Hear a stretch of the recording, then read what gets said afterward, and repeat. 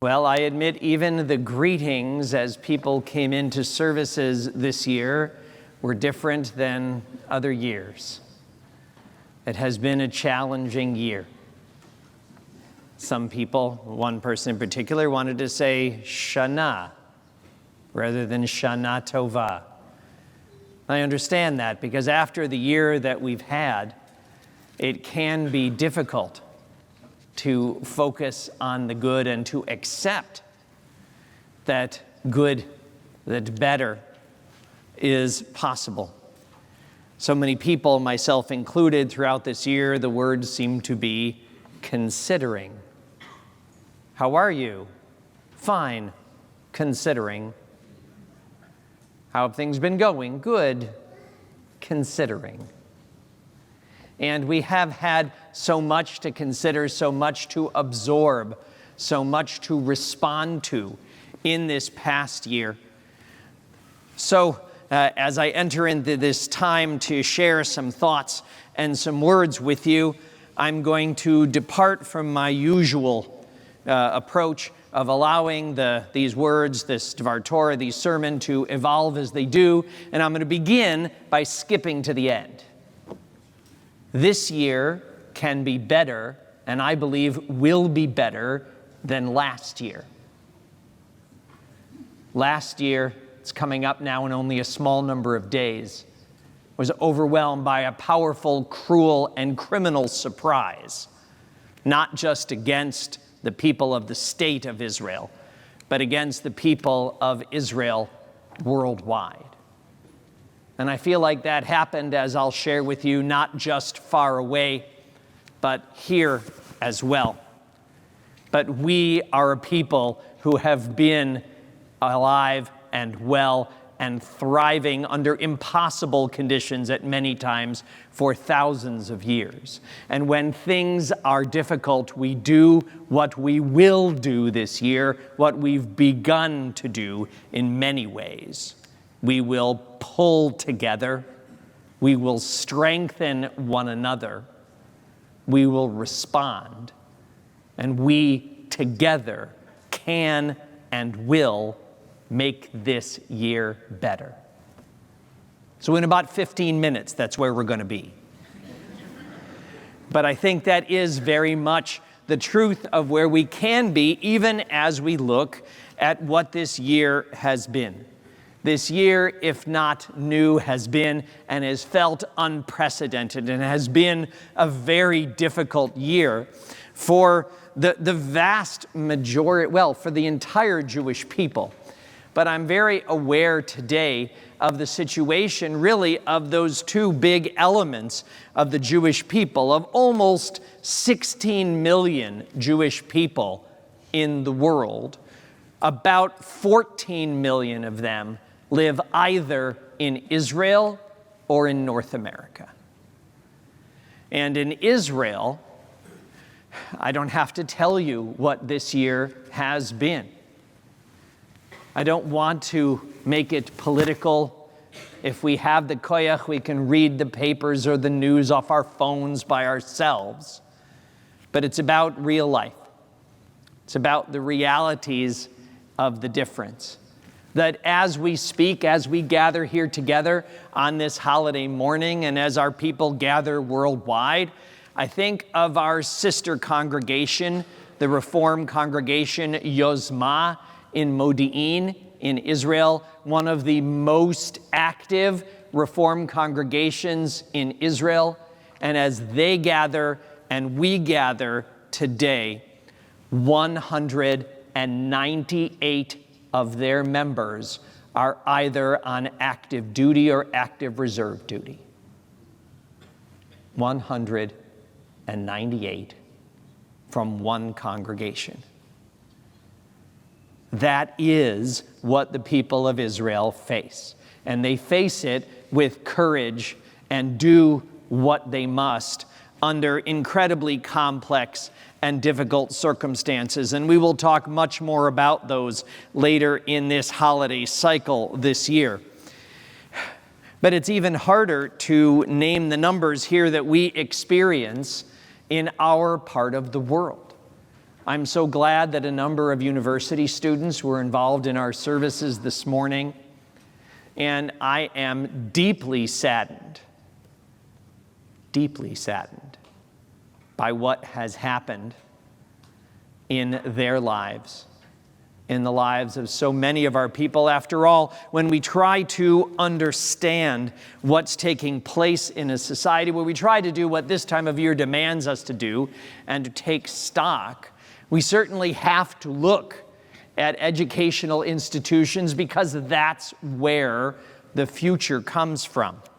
And since this is a time to take stock, and while Jewish tradition is very much about learning, I want to share with you this morning 3 lessons that I've learned that I hope will be helpful to all of us at this time as we enter this new year in these uncertain times. Lesson number 1.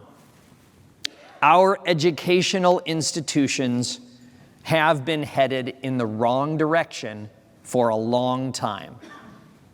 They have been much more than I recognized a year ago when I stood here on Rosh Hashanah.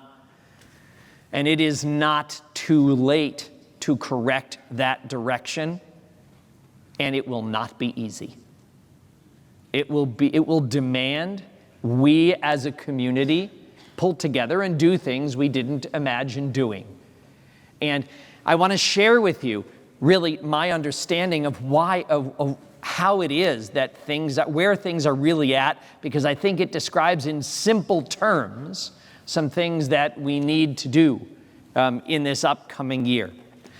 In this past June, when the largest school, I believe the largest public school board in Canada, the Toronto District School Board, responded to a year of unprecedented anti-Semitic activity in public schools by doing almost nothing in response, and then having a meeting about anti-Palestinian racism.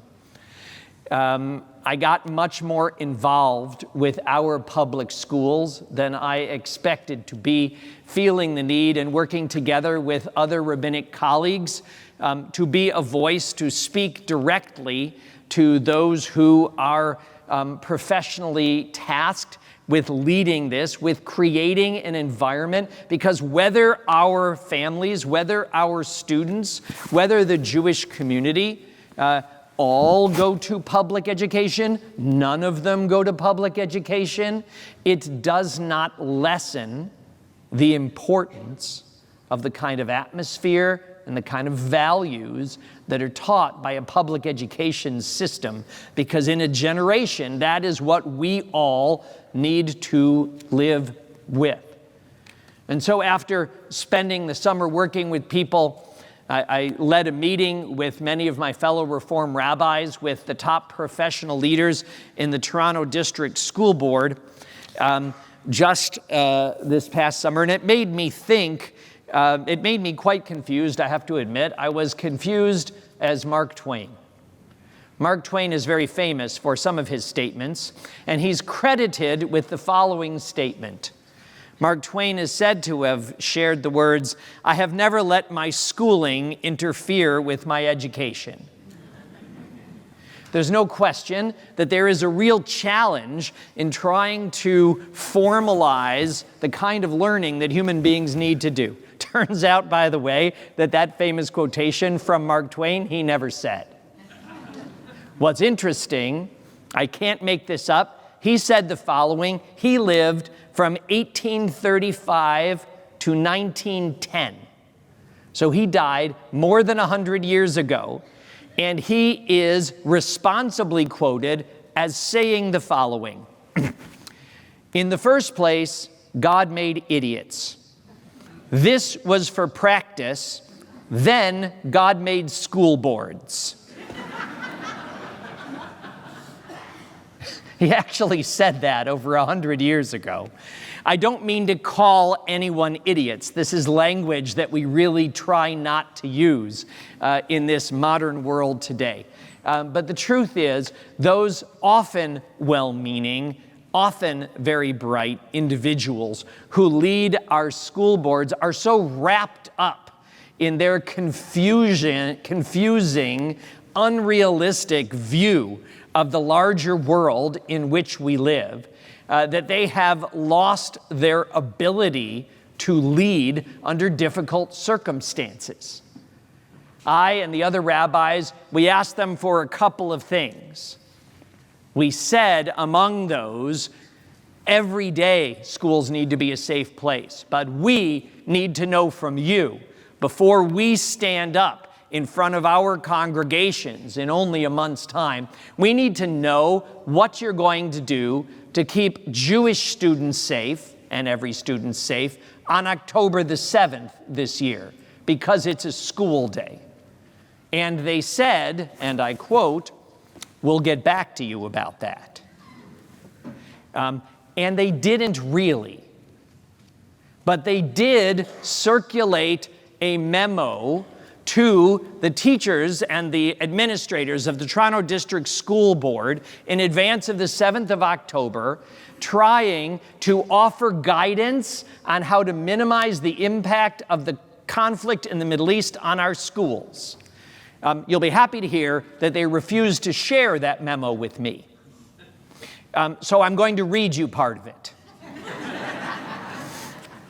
Because I'm Jewish, and just because people refuse to give something to me doesn't mean I'm not going to receive it. They said in the introduction to this long memo that the purpose of this is because of the concerns related to anti-Semitism and other kinds of hatred that they mentioned in the schools. And then they shared this 2-sentence paragraph. Sentence 1. The purpose of this resource is to assist educators in facilitating supportive learning environments that avoid the dehumanization of Christians, Jews, Muslims, Israelis, Palestinians, and anyone else impacted by the violence in the Middle East. I wouldn't have a great problem with that sentence if it wasn't followed by this sentence. Anti-oppressive education asks us to address biases, uplift marginalized voices, support student well-being, link learning to social action, embed intersectionality, challenge power and privilege, and build inclusive communities. What could that possibly mean? I'll tell you what it means. What it means is that when you're in a big system, it's easy to get so caught up in your own ideas that you not only lose the forest for the trees, you forget there's a forest there in the first place. And that is what has happened in many of our public education institutions, all the way from the training of preschool teachers up and through the experience in universities and graduate schools. Within the training for our educational system and the educational system itself, much is broken. We need to respond by pulling together. This year saw the spontaneous creation of the Jewish Educators and Families Association of Jaffa, of a community Jewish response saying we must respond, we must look after ourselves. And that is what we must do.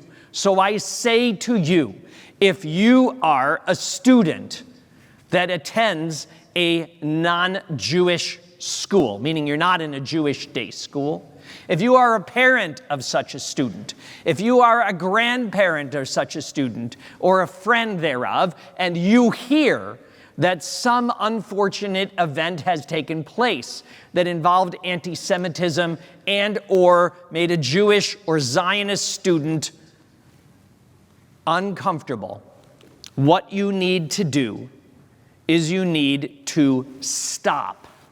You need, together with them, to document what happened And then you need to call an ally. You need to call Temple Sinai, call Jepha, call CEJA, call the many organizations in our community, because the time has come to be again what the word Yisrael is all about. And I'm going to say what that is in just a moment, but before that, a quick foray into lesson 2. Lesson 2 that I learned this year. We do not have the allies that I thought we had, but neither are we alone. There are many individuals, there are many organizations, there are many communities outside the Jewish community who actually support us. I made a mistake. I believed many people who told me they were our allies. It's time to stop worrying what people say and watch only what people do. And when people show us who they are, we must believe them. When things get difficult and they disappear, they are not our allies. But when things get difficult and they show up, then they are.